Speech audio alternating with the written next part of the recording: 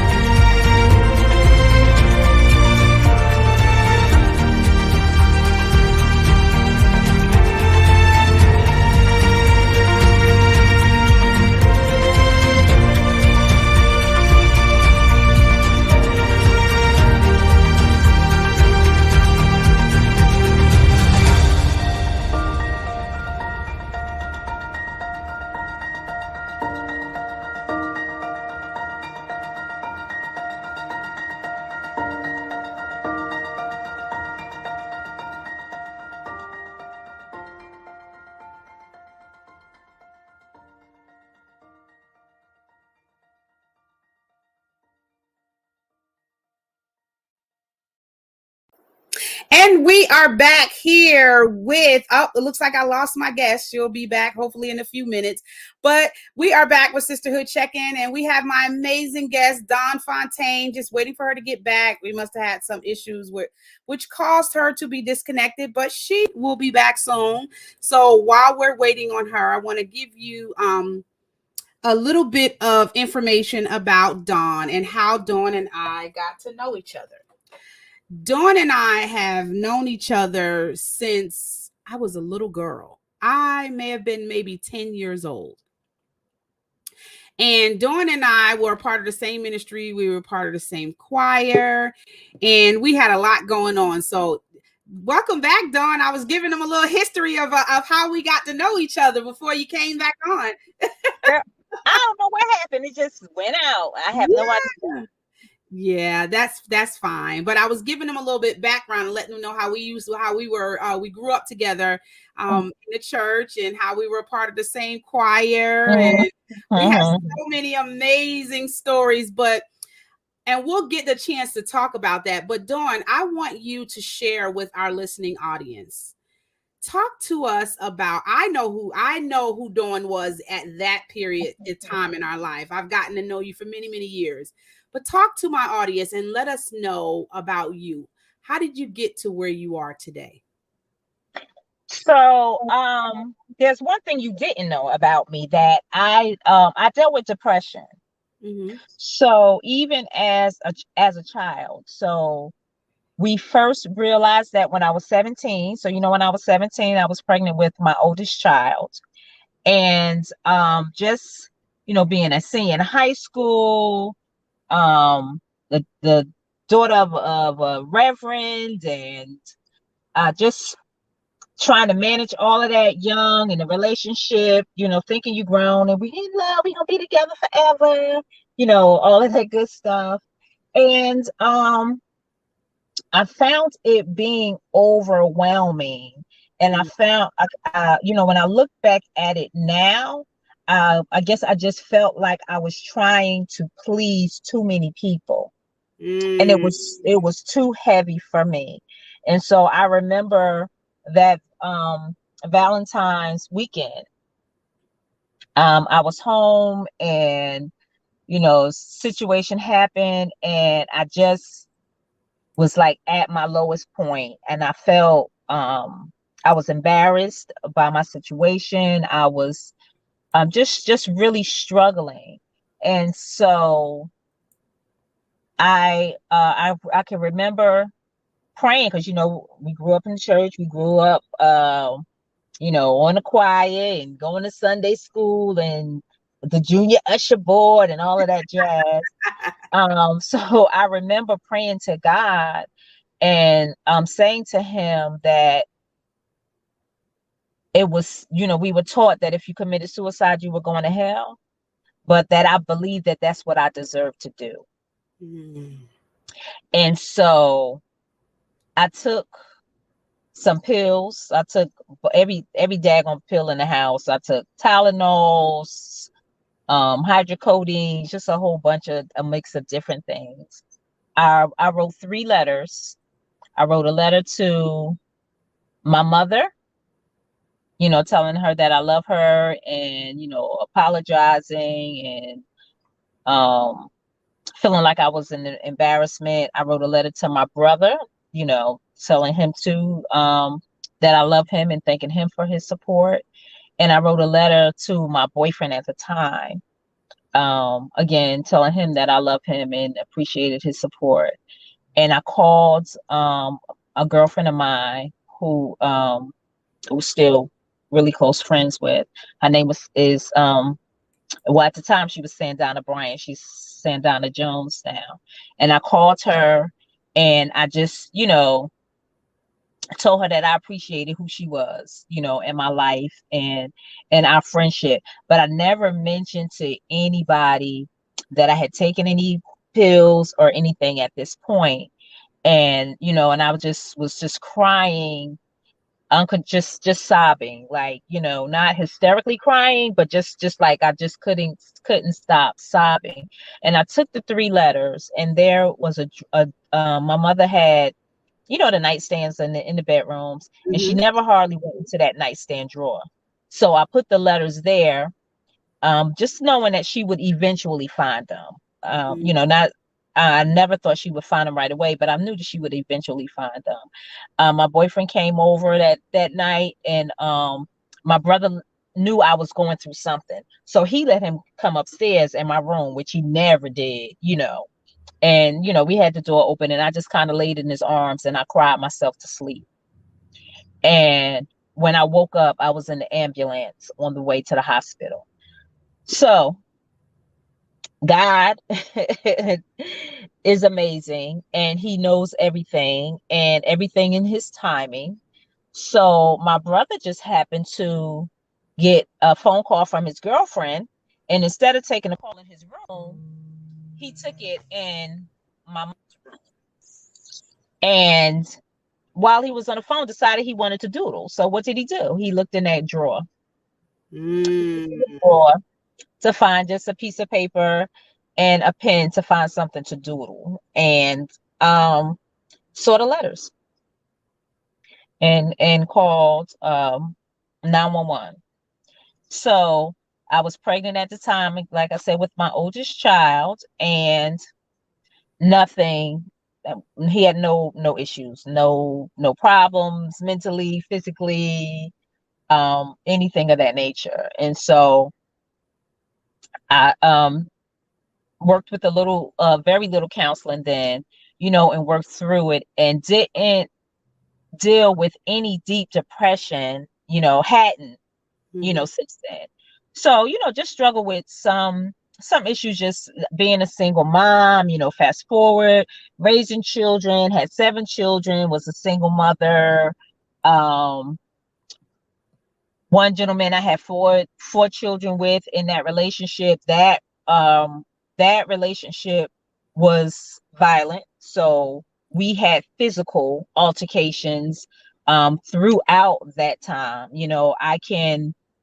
I can remember, having on heels outside and him like sweeping me, like right, my feet up in the air, like, a wrestling move. And um not, his mother was aware of the abuse, but my family was not. So I just had one girlfriend who lived right next door to me who was aware of those things that were going on in our relationship. And one day I had a black eye. Mm. And so she told my brother, and my brother addressed him, and let's just say we never had another we never had another incident.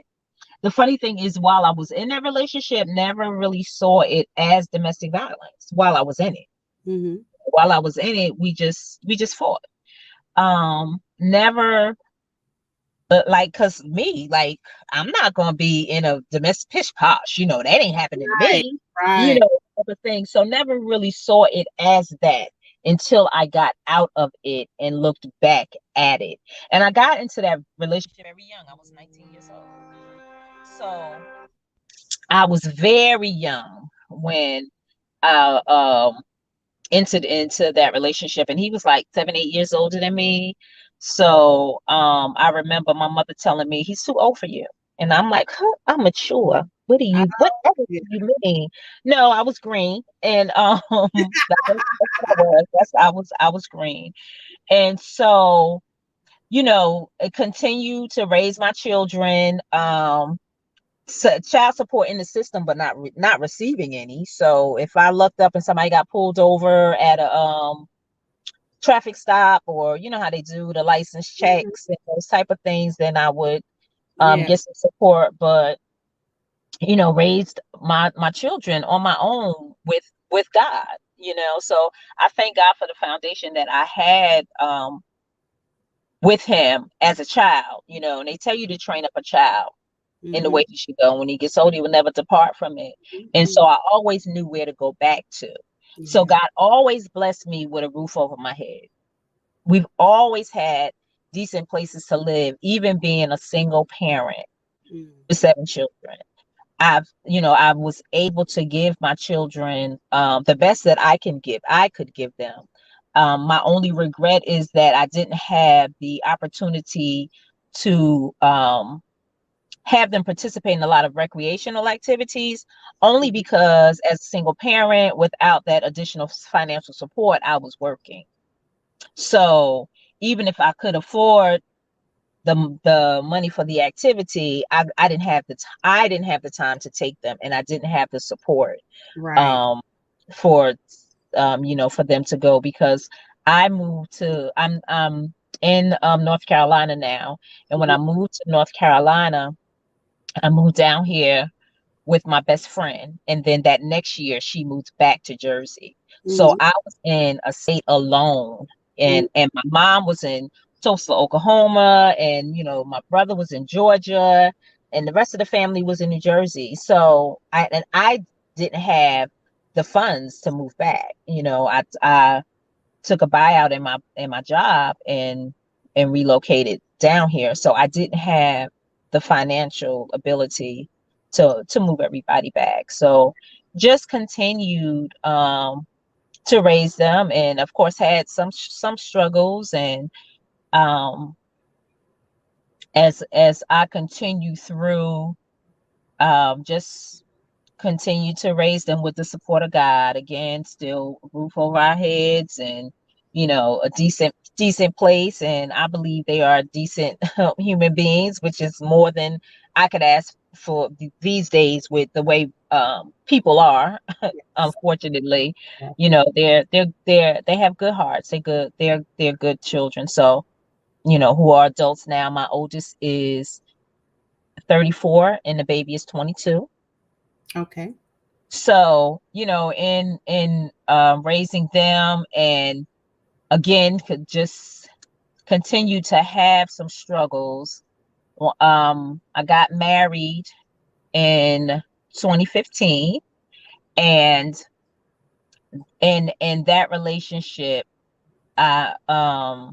we started to struggle. So we started to struggle in that relationship, and then I found out of about some abuse that had happened in the past. And things just start piling on me, and I was dealing with things, and started to feel myself in that dark spot that I hadn't felt since I was 17 years old.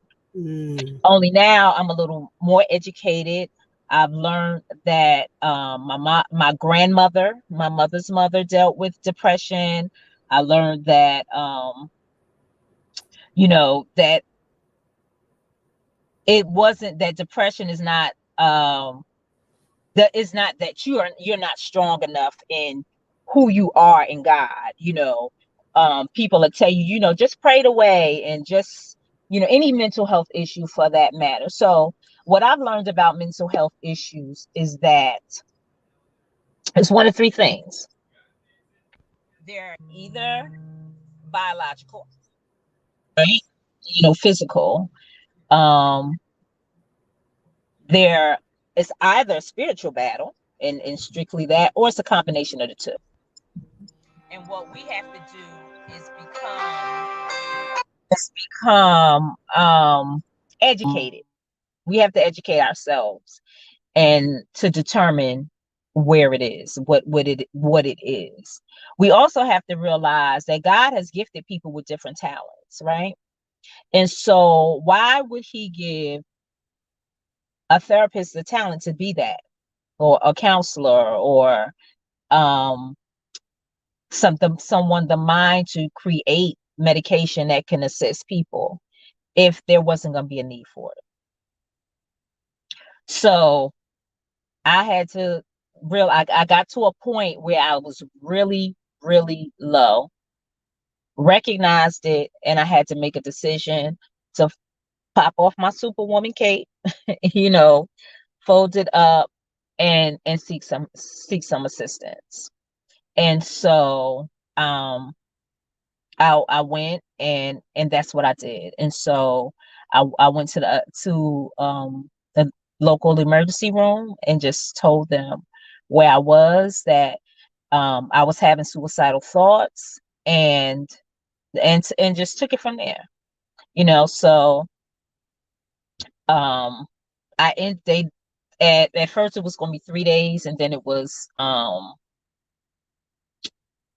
7 days. So it ended up being 7 days. And while in there, I got some tools to manage through some things and work through some things. It's one thing for someone to say they don't want to be here, right? So that's a clue that maybe they're dealing with some depression. But it's another thing for someone to have a plan. So if you have a loved one who has a plan of how they would or could or thought of or had a dream of doing it this way, you really need to intervene. Sometimes people may behave in a way that's just a way to attempt to get attention. But then there's other people who are really serious about feeling like they don't want to be here, and so they might not say, like, they might do like I did and not say anything to anyone.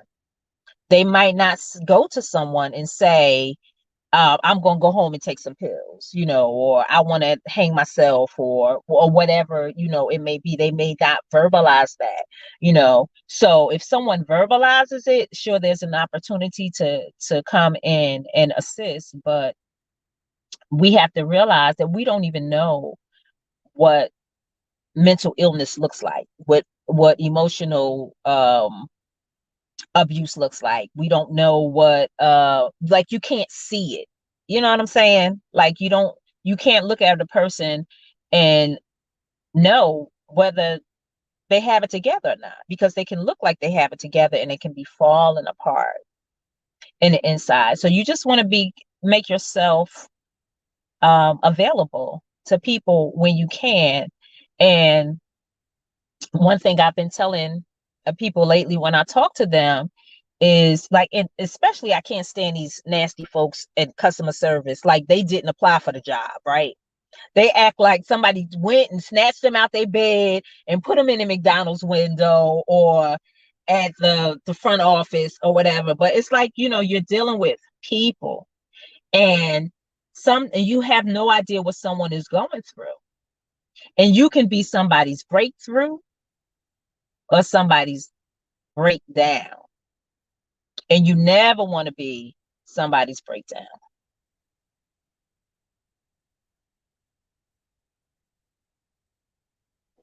I cannot hear you. First of all, I want to applaud you for having the courage to be able to get through what you went through, because it takes a lot of faith and it takes courage to do that. It takes courage to admit that you're dealing with things, especially with us as women. When we are taught, we're taught first to be strong, be strong, so sometimes in the desire and to be strong, we forget to be human too, Exactly. and so just hearing that just really just takes me back to, remember I've fought depression many times, and what people don't understand is that you can look one way externally and you can be feeling like you're falling apart internally. And what I learned to do is, during the time of my depressions, I really had to lean into my relationship with God. I really had to really pull on the spirit of God to really help me through it. And when there are times when I just couldn't get through it and didn't have the strength, He placed people around me, to pray for me and to help me through the process of that. So having a support system is important. I didn't have a whole lot of support system in terms of what, I have 6 children. So I definitely understand, my oldest is 30, about to be 30, and my youngest is 5. But what I did do is I had to carry that strong woman mindset because of being married and divorced and going through abuse. You have to you're in survival mode. So it can be pretty depressing to think about the things that you're going through, just to try to, and some people will look at me and be like, well, you the one to decide to do this. Well, you the one that was in that relationship, or you the one, and that would just literally sink me even more. Well, ain't nobody told you to have all those kids. Well, ain't nobody told you to do all that. And it would make me feel horrible. And it was like stomping me down. So, and I said that because when you mentioned the customer service thing, you don't know, words have power.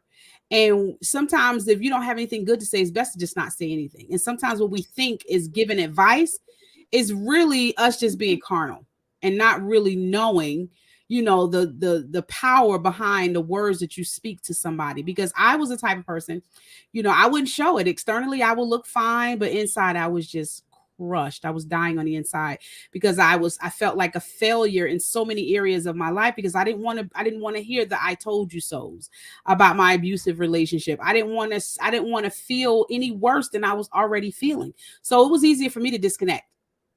But the problem in disconnecting, thinking that disconnecting was going to put me in a safe zone, what it did was it started out as a safe zone and then it went into a wall. And I started to barricade myself in with the intent of just trying to create a safe zone, because I wanted a place of refuge to get away from everything, not realizing that me pulling back from people was really causing me to drown even more. And unless you had a spirit of discernment or unless you was around me, you wouldn't know. You would think I was just fine and I was just being quiet, but I was sinking. And I thank God for the people that he put in my life that was just like, you know what? They would just come to me sometimes and just be like, I know you're dealing with a lot. Just hang in there. And one of my friends said to me, I never forget it. And she said, Nadira, there are some battles you are just going to have to do alone. You can have all the support around you, but they're not going to be around you every single day, 24 hours a day. You have got to develop the fortitude and the faith and trust God to work things out. You're going to have to learn how to pray. And when nobody else is around, you're going to have to learn how to depend on God when the enemy is staring you down your throat. You're going to have to learn how to fight the fight of faith. To me, I didn't want to hear all that because I just wanted out. You get to a point where sometimes you go through things, you're just like, look, I just want out by any means necessary. I don't care. Just I want out, even if that means taking myself out. I just want out. I just want out. And that's what the enemy does. He tries to get us to make decisions quickly, right? Because he knows that if we can make a decision quickly in our ignorance of thinking that this is going to help us escape out of the situation, not realizing that now I didn't even really care about, I wasn't even thinking about whether I was going to go to hell or not. I just wanted out. I just wanted out, however that was going to be. And so what happened was it helped to have people that were praying and saying, hey, not giving me that religious hocus pocus stuff, but just coming up to me and saying, look, Nadira, we have an adversary. This is what it is, and you're going to have to fight in prayer, and you're going to have to trust God, and you're going to have to do this. And they gave me practical things to do, like this is what you need to do. And at first it was just like I don't have the strength, because sometimes we don't have the strength to fight another battle, let alone telling us that we're going to have to do it alone.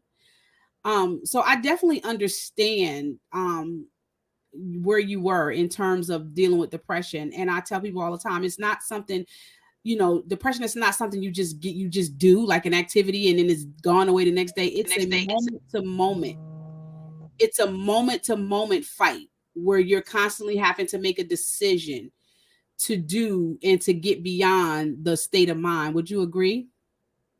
Oh, definitely. So, some people just have situations in their life that lead them to feel depressed, right?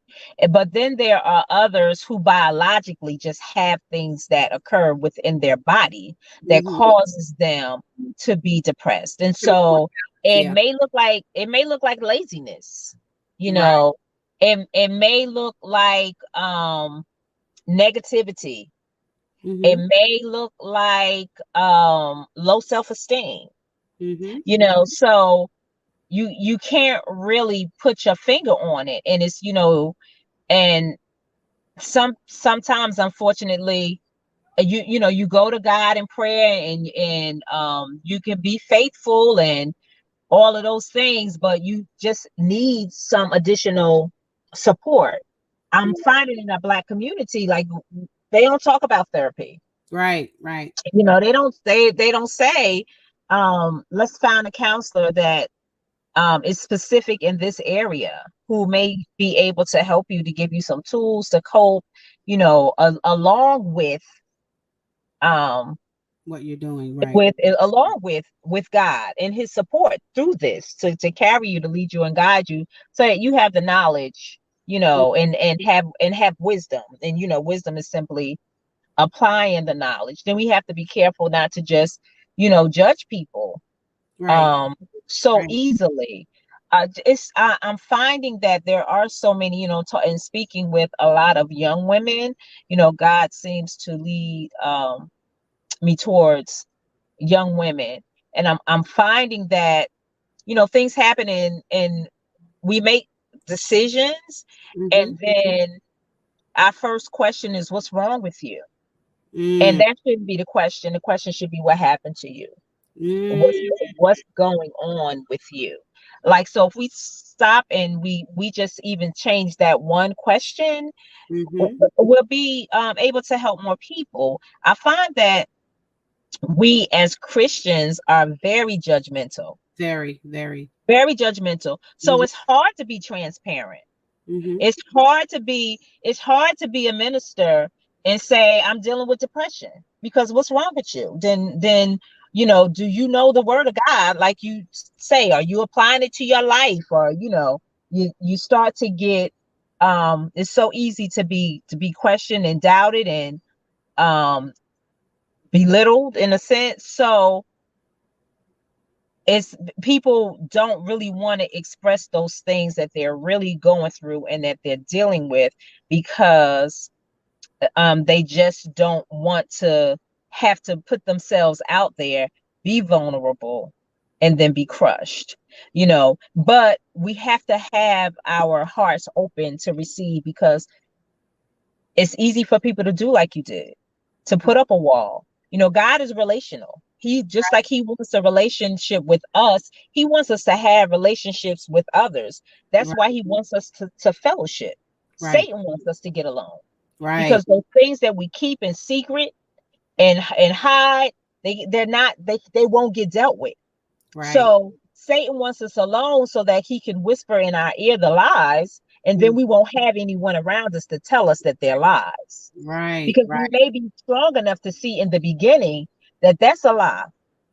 right. Satan, that's a lie, that's a lie, that's a lie. But when you get by yourself and it's getting beat into you, like in your head and in your ear, and you just, and you're alone, Yeah. then you start to think, well, maybe that is the truth.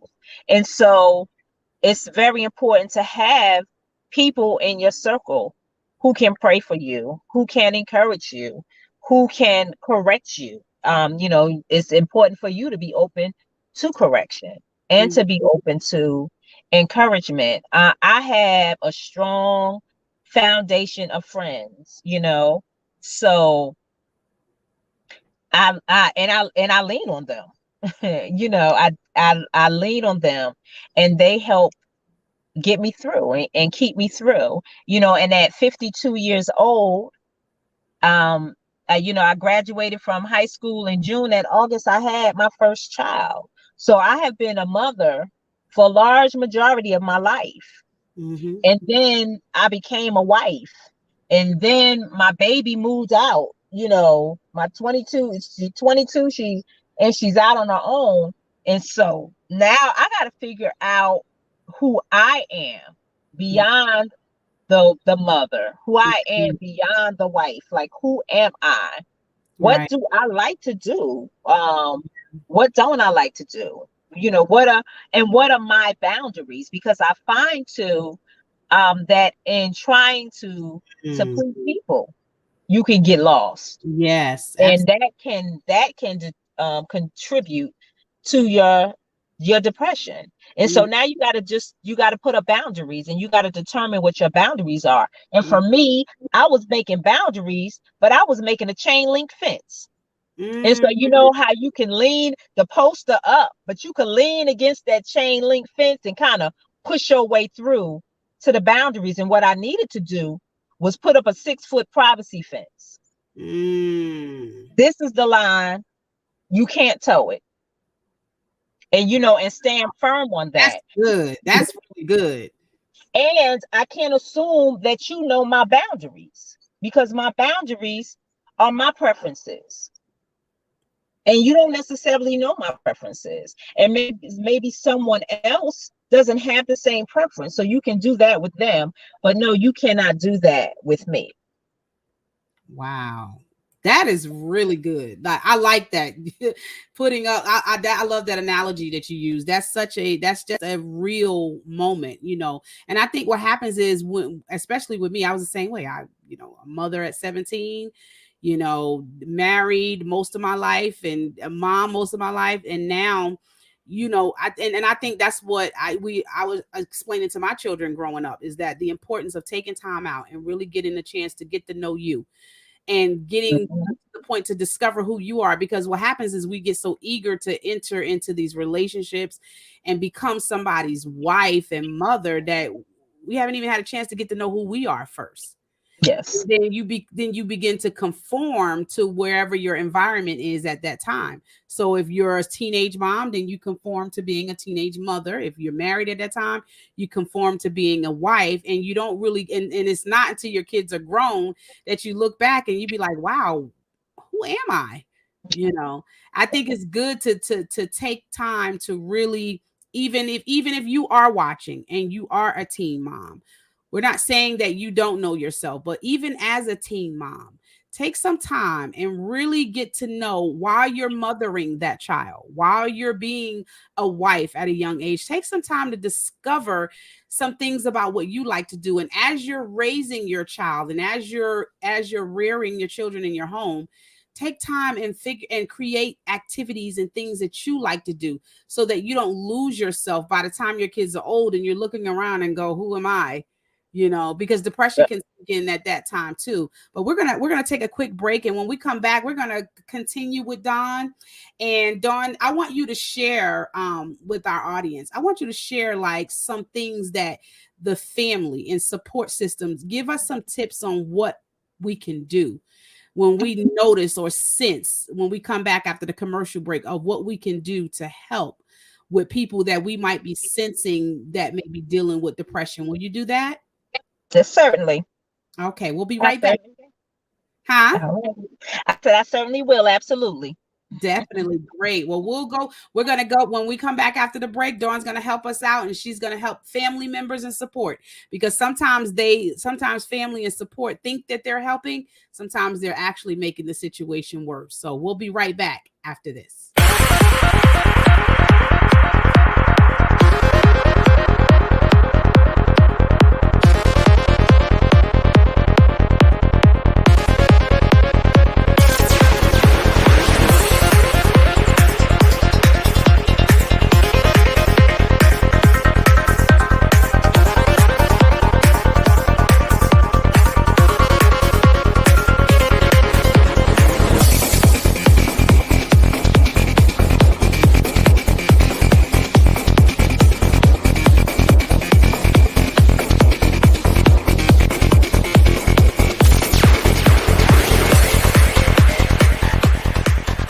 IBG Careers is looking for customer service representatives needed to service their customers from home. If you're interested, please apply at www.ibgcareers.com.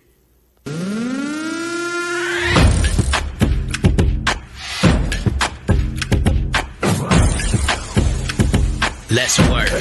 I lay me down to sleep. I pray the Lord that I wake again. I wake again. I pray the Lord that I.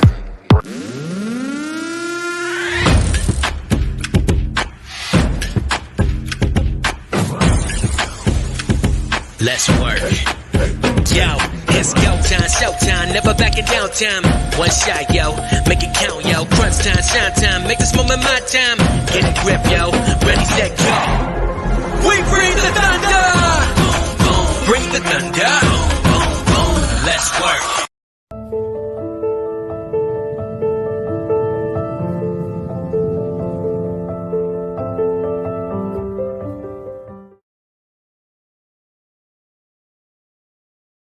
Bet, right? That's a deal, right? That's a deal, right? That's a bet, right? That's a deal, right? That's a deal, right? Ayy, coming down like precipitation. I ain't never met a limitation. Hate plotting my elimination. Gotta go to Google for the information. I'm a superstar, so I gotta shine. Top dollar be the bottom line. Stop. I want it. I got it. I want it. I got it. I want it. I got it.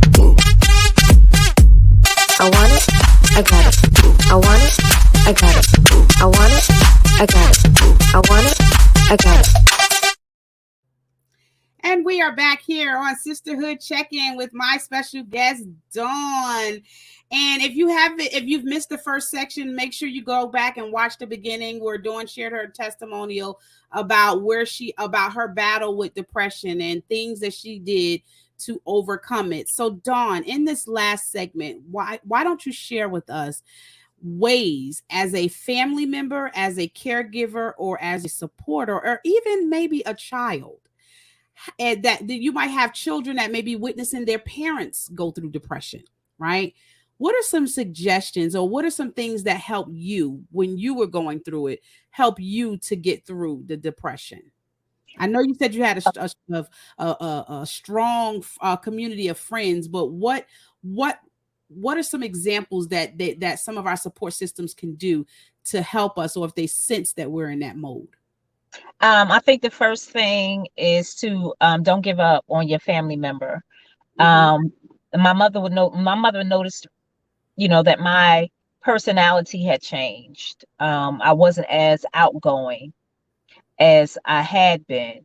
And so she continued, to reach out to me, and my children, because the person the person that's been dealing with depression really needs to know that they are loved and they are needed. Because what happens is, when you're going through the depression, you feel worthless, and you feel like you're not going to be missed, so it's not going to be a big deal.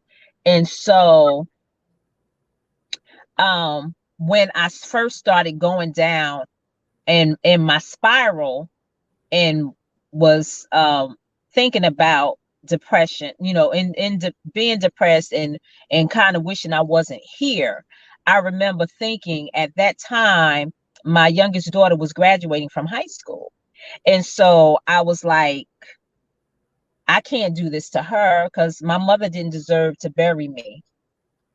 And my daughter didn't deserve to connect her mother's death with her graduation from high school.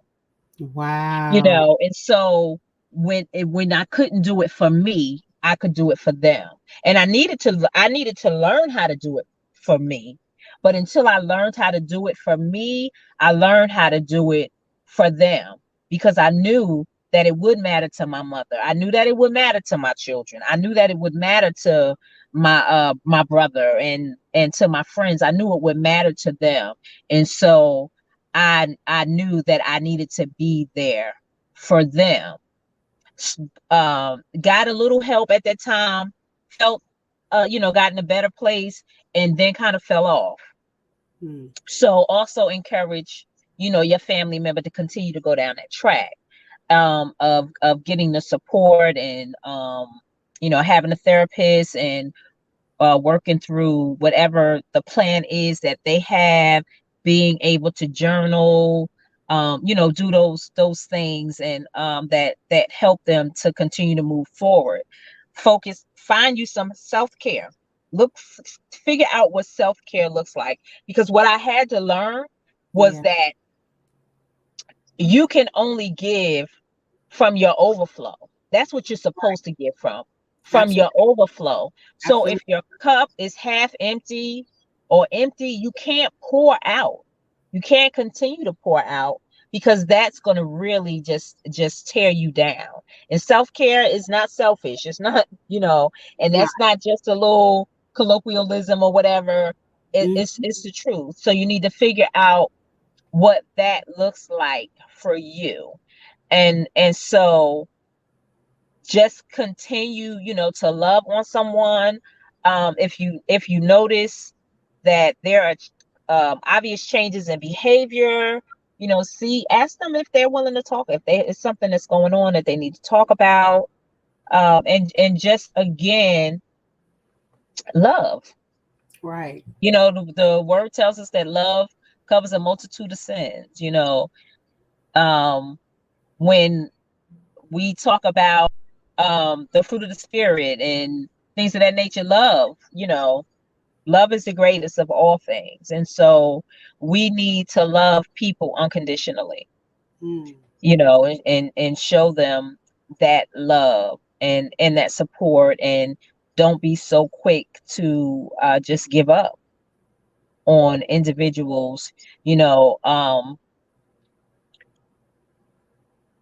when I look back through my situation, I can clearly say, like the song says, love lifted me. Mm, mm.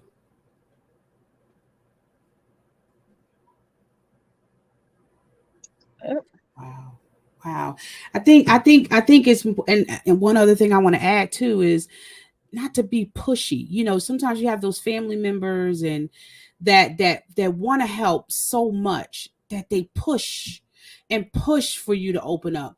And sometimes you just have to you have to do like the you have to go like this. You have to push, you have to Yes. you can't go in trying to shove your way into, because that'll cause them to shut down even more. Yeah.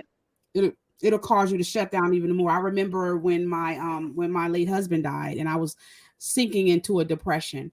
And I remember, family members had good intentions. I believe they really had good intentions, wanting to embrace me, wanting to help me, but I had just had my heart broken, you know, and I was trying to put everything into perspective. And when I say put everything into perspective, meaning not that I thought death was strange and that it would never happen one day. Everything was so tragic in how it happened. I just needed a moment to process. And so it was interpreted. I remember my mom feeling like, well, what's wrong? Why you won't let me embrace you? And it wasn't that I didn't want anybody's embrace. I just wanted a moment. And the more they kept pushing, because they love me and they wanted, my mom, as the mom, wanted to take that hurt from me. And so she wanted to love it off of me. Mhm. She wanted to love the grief off of me. And I just needed that moment. So but when I got that moment and I got out, and one of my girlfriends at the time, she just said, come on, let's go. She put me in the car and she took me out the house away from everybody. And she didn't say a word. She just walked with me. And that's what I needed. I needed a moment to process Yes. everything that was happening. And I think that's what we have to do. If you are supporting somebody who is dealing with depression, you have to be able to be sensitive to know when is it time. And that's the thing. We just want to come in and we want to fix people. And we have to sometimes just learn how to just be there. Be available. Being there just simply means being available when they need you, and to what degree that may be. And I just want to just say to those of you that may be watching from and wanting to know and facing depression, you may have lost something. I want to plug this in before this actually dies. You may have lost somebody. You may have lost a loved one. You may be suffering with depression. But I just want you to know that if you feel like you're at the point where you feel like there's, I can't hear you. just know that there is support available around you, and that you have to make sure that you are surrounding yourself with people that love you and that care about you. Don't deal with it by yourself, because if you deal with it by yourself, the enemy is going to make sure that he take you out if he can. So make sure that take the time that you need, if you need to process what you're going through, but make sure that you find, even if it's just one person, find somebody that you can be able to relate to, and make sure that, and let them know, be transparent and let them know, I'm not feeling strong today. I'm not, I know I feel like I seem like I got it together, but today is just a day I don't have it together. And it's okay. It's okay to not be, to feel like, today is just one of those days I can't do it by myself. I have those moments. Sometimes, I'll just be like, you know what? I just can't do it today. I can't do it today. And I have gotten to the point where I say, it's okay. It's okay to not be strong today. It's okay to be human today. But what I do is, because I went down that deep, dark hole, I know that if I stay there too long, it can be a deep dark road, and the longer you stay there, the harder it is to come out. So make sure that you are allowing yourself do some, if it's a chemical imbalance, if it's something that's happening in your body, go talk to somebody, go get checked out, because sometimes it is a chemical imbalance. Sometimes it's our diet. All right, let's just be truthful. Sometimes it's our diet. Sometimes we're eating things that's affecting our mood. right? Sometimes we're eating things that, especially we, in the African American community, we're big on sugar. We're eating things, and eating all this stuff that's causing our bodies to become imbalanced. So sometimes the depression or the feeling of feeling down has a lot to do with our diet. I noticed that when I started to change my diet and how I ate, I felt a lot better. I didn't have a lot of those pockets like I did before when it came to chemical imbalances, because when you start eating properly, you're getting rest, that's self-care, right? When you're taking care of yourself, when you're going to sleep, getting the amount of sleep that you can, making sure you're taking care of yourself, speaking to yourself in psalms, and doing things to take care of you. We, especially as mothers, we're good at taking care of our children in the household. We'll take care of everybody, but when it comes to taking care of us, we always tend to put ourselves last. And then when our kids are gone or adults, we're like, we don't know what to do because we're used to caring for other people in our house. But you have to take care of you too. You have to make yourself a priority. You have to make sure that you're taking time out to make sure that you are cared for too. Because if not, your children will grow up, they're going with their life, and you'll be in a place where you don't know what to do or where you are. You won't know whether you're going or coming. And I even want to tell women who are going through menopause, yes, to even be aware right. of their moods and things of that nature, because Mhm. our hormones are going, while we're going through menopause, are just really all over the place, Yes. and that can also lead to depression and just even mood swings and things of that nature. So Mhm. um just watch that, and as a family member, don't be so quick to write anybody off either. Right. Like you said, don't be pushy, but let them know that you're available and you're there Yes. when they need you, and Yeah. not so much like, oh well, I mean, if you don't want to talk to me, then Right. right, Right. and Right. shut the door on them. That's not what you want to do, Right. so Right. Absolutely. and so it's easy and difficult, at the same time, because you can't really read a person, Mm. so you can't, and everybody who is going through something is not necessarily going through depression, Right. so you just kind of, gotta gauge it in a sense, but in Right. any situation, just be there for that individual, and let them know that you're there, Yeah. even if you're not in their face, so to speak, all the time. So Yes. um all I can say is that I thank God for the God that he is, Yes. that I thank him for his sovereignty. I Yes. thank him for his wisdom. I thank him for Yes. his strength. I thank him for his courage. I thank him for helping me to raise my children. I thank him for allowing me to walk in wisdom through my situation, to get some assistance. I thank him that he is always there, never forsaken. Mm-hmm. And like James tells us, trials come to make us stronger. Mm-hmm. Mm-hmm. And all of us are going to have trials, and we have different, as long as you live in, you're either going through something, coming out of it, something, or getting ready to go through something. And so all of our life experiences, God that he's intentionally molding them, Right. for our good. And I personally believe that nothing we go through is for ourselves. Absolutely. So it's an opportunity to reach back and help someone else. So we can't hold and harbor, everything, because when a person understands that you really understand, because you've really been there, Right. then it's easier to break through. I So God blesses us so that we can be a blessing to others. absolutely. Well, thank you so much, Dawn, for just taking time out of your Friday. I know you were on your way back, on your way home from the shop. Thank you so much for just taking the time to share your story.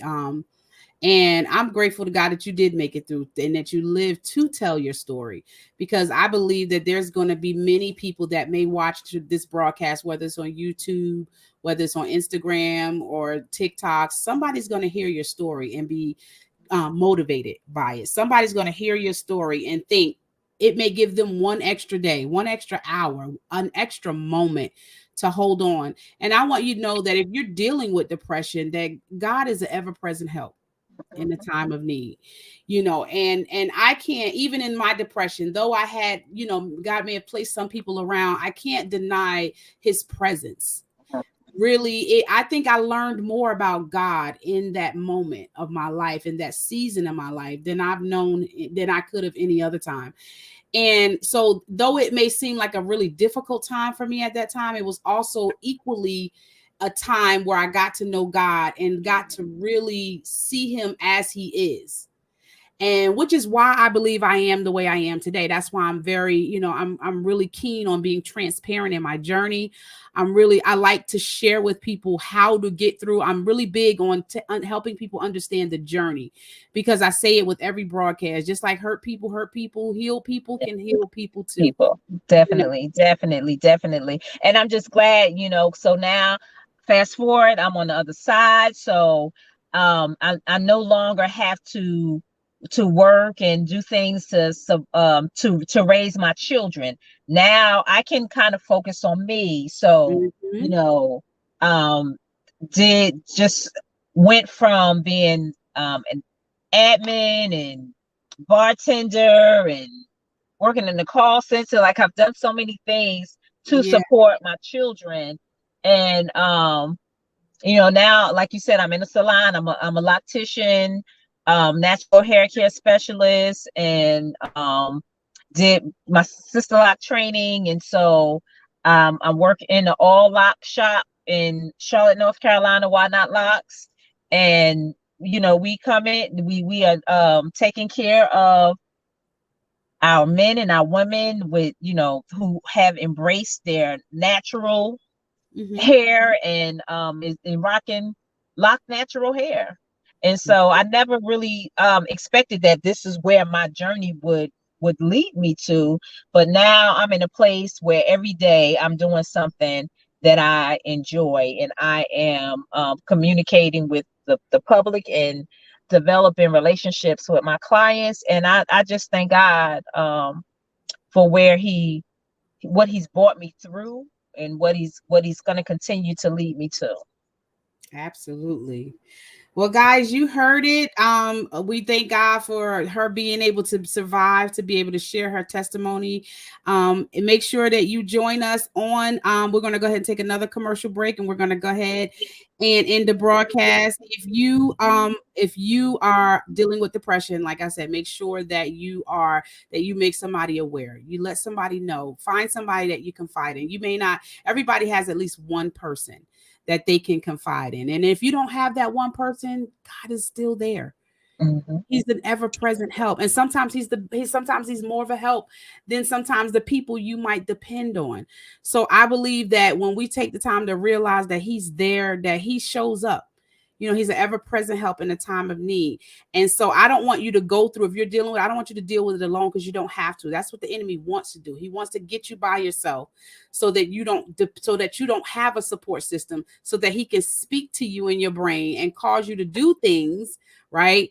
That he'll try to get you to move quick and make decisions and actions towards things so that you're not thinking twice about it. So again, if you're dealing with depression or you're going through something and you need somebody to talk to, make sure you find at least one person and say, hey, I need help. And I believe that God will put somebody there just for you to be able to get through it. So thanks, guys, for watching. Thank you so much. Don't forget to join us on Sunday here with Dinner with the Coaches. Dawn, thank you so much for joining me here at Sisterhood Check-In. I know you've been sitting in that car for a little while, so I know you're hungry, ready to get home. Well, I appreciate the invitation, and I just thank you for focusing on this evening. You're welcome. Thank you. And it's always good to see you. I've known you all my life. Yes. Yes, absolutely. Absolutely. It's good to see you're doing well. And let's keep in touch. Definitely. Definitely. Definitely. All right, guys. Thank you guys for watching. I'll see you on Sunday at 7 p.m. here with Dinner with the Coaches. Have a great evening.